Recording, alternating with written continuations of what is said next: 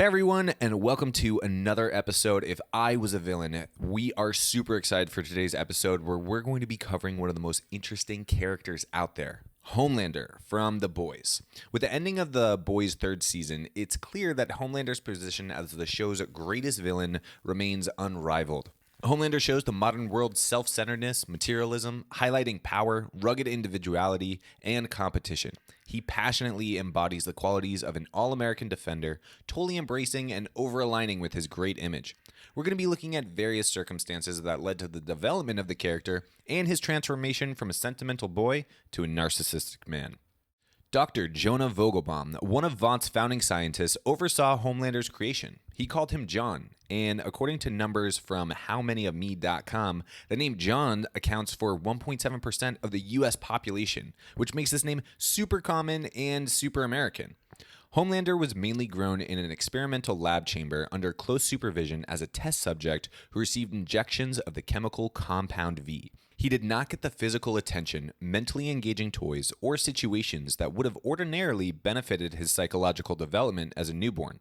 Vogelbaum acted as a father figure, smiling and making encouraging gestures through the little window in the lab room. However, he never showed unconditional love through sincere acceptance, physical touch, or one-on-one time. The researchers remained distant because of Homelander's dangerous and unpredictable powers.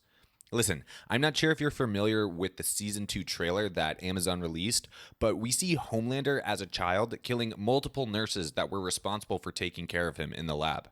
These procedures accidentally made Homelander less sociable. He struggles with fear, insecurity, and hopelessness as he learns to control his powers. Emotions frequently overcame him, but he was never trained to manage them. Damn, that sounds like me. Extreme physical, social isolation, and a lack of social connection all have a detrimental effect on Homelander's emotional development. According to well-established science, babies may miss critical developmental milestones if a caregiver is absent. Young brains can suffer long-lasting, irreversible impacts from early childhood distress. During his psychosocial training sessions, Homelander was made to study and internalize ideas relating to anything from religion to national loyalty to sports, baseball being America's favorite pastime. These deliberate exercises served as an essential replacement for regular schooling, playing, attending church, and family meals to mold and perfect his mental health. A Vought scientist warned Vogelbaum about Homelander's isolated induced sadness. For years, the physical and mental needs of Homelander were unmet. Growing up, barely anyone spoke to Homelander, causing him to lack the emotions of comfort, self-worth, or belonging. No one loved Homelander, and because of that, he always felt insecure and alone. We can see how much Homelander needs unconditional love, and when that eventually tapers off, like in the example of Madeline and Vogelbaum, his reaction is extreme. Dr. Vogelbaum is not the only one responsible for Homelander's slowed emotional development. Homelander was rewarded for being excessive with his power and showing off. Moreover, he was narrow-minded as he graduated to the ranks of the Seven and gained celebrity status. He had matured into the ideal Vogue candidate, durable and wholesome on the surface, heartless and ruthless on the inside. His pathological narcissism was fueled by Vought 24/7. Maybe we should talk about him from a clinical perspective.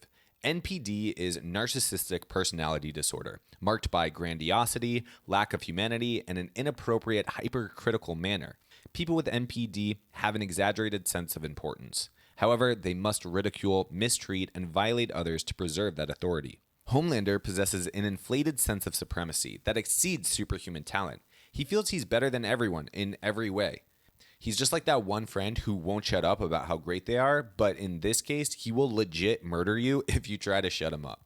He just doesn't care. He does not see the value in caring for others unless it serves him or his goal, which is ironically to be loved. We know Homelander understands that he has the power to pretty much kill everyone in the world.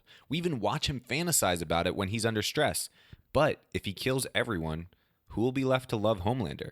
I think that one of the most interesting things about Homelander and what makes him a special and unique villain is the fact that he's unpredictable. Do you remember this scene? Here, we really have no idea what's going on. Is he going to hurt Madeline? At this point in the show, I was convinced that Madeline was his only weakness, the only person who, despite his absolute insane behavior, to still love him. And yet, Homelander here is a perfect example of his unpredictability, murdering this woman he saw almost as an Oedipus-like mother. But let's talk about the actor. Who is Anthony Starr? Starr, who was born in 1975 in Wellington, the capital of New Zealand, and did several roles before coming to The Boys. He is best known for his dual roles as the twins Vin and Jethro West in Outrageous Fortune and Billy Newwood in Without a Paddle. He was the main character Lucas Hood in the 4 seasons of Banshee. So, 3 years ago, there was this super cute video from BuzzFeed. The cast of The Boys were asked questions and had to vote on which actor best fits the description. Before we dive into the answers that interested us the most, the first thing you see is the fact that Anthony is literally sitting in the middle and is a super significant part of the set of the video. He responds to almost every answer given, even if he's not the person that they asked the question to, and feels as if everything revolves around him. It reminded me a bit of Tony Stark's interviews on various talk shows that really show that Tony is the alpha male around everyone, and everybody's body language supposedly only reacts to him and what he says. The whole team voted for him when they were asked who's the most like their character, and it was really interesting to see that the Deep voted for Anthony first, and then everyone else pretty much followed him. Anthony is surprised and says, "What, did you all vote for me?" Listen, I get it. This is a fun video looking for comparisons between Anthony and Homelander, and I'm sure Homelander is a really interesting character and super fun to play. So during these press interviews, it can also be fun to try to somewhat be in character. But it's really interesting that his cast members made it seem like this wasn't totally a bit that he was putting on for the interview. He kind of is in many ways like Homelander. He's an extremely ambivalent character, and either people love him or hate him, but there's no real middle ground. The fact that Anthony loves his character more than anyone else might come from the fact that Homelander allows him to behave and act in a way that he might want to, but can't really, because, well, basically Homelander's an asshole. It's a super interesting interview, and I highly recommend checking it out. The second question that the guys chose Anthony on was, who would suggest hanging out or going out somewhere after work?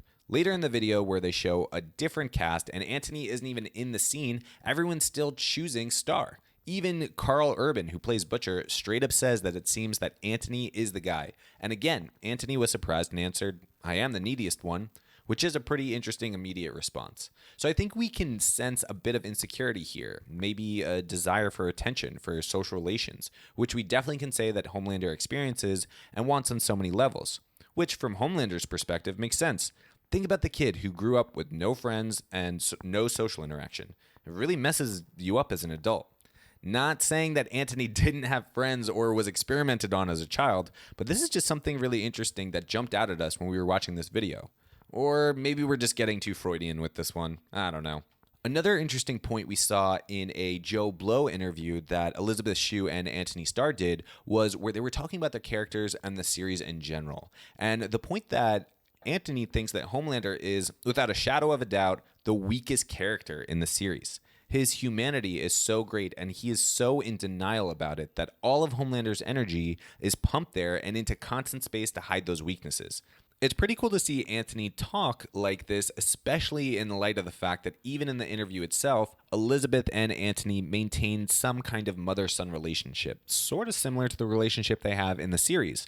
She literally put her hand on him and supports him in awkward moments, and it's super cool to see the moments where the human and real-life connection that exists between the two is also happening behind the scenes. We've also seen some pretty interesting articles recently questioning who really are the villains in The Boys. At first glance, we could say, well, 7. They murder indiscriminately, they're insanely narcissistic, and only do things that are in their best interest. And they're self-obsessed celebrities that leave a trail of chaos everywhere they go. But when you zoom out a little bit, who are the real villains? The actual people on the ground? Or the Vought organization which made them that way? This is an organization that makes superheroes, brands them, sells their merchandise, and are the main ones that directly benefit from all of this. On top of that, they're the ones who created Compound V in the first place, creating all of these quote-unquote supervillains. And I think that this message of the evil corporation that controls people for its own needs is a message that we see in so many movies and TV shows. Think about Fight Club, which we talked about in a previous video. The fact that Jack suffers so much from insomnia, directly related to the corporation that he works for, and exploits him, is an integral part of his eventual psychosis. Even further, is this just a larger commentary on capitalism in general, and saying that that's the reason for all of this? I don't know. Not only that, but if this wasn't obvious enough, the creators of The Boys made VOD as a parody of Marvel, the company that literally produces and creates its own superheroes just to make money from them. Of course, there is a difference between the movies and reality, but still, think about the similarity between the characters. That is, how similar Queen Maeve is to Wonder Woman from the DC Comics. It's so obvious. Strong, feminist, with tons of power and dominance. It totally makes sense. Also, think about Homelander. He is clearly based on a combination of Superman and Captain America, but with different weaknesses and desires. And that is going to be the end of this video. Thank you guys so much for watching, and we really hope you enjoyed this analysis and even learned a little bit something. Please don't forget to comment below and tell us what you think. We want to hear everything that you have to say. See ya in the next video.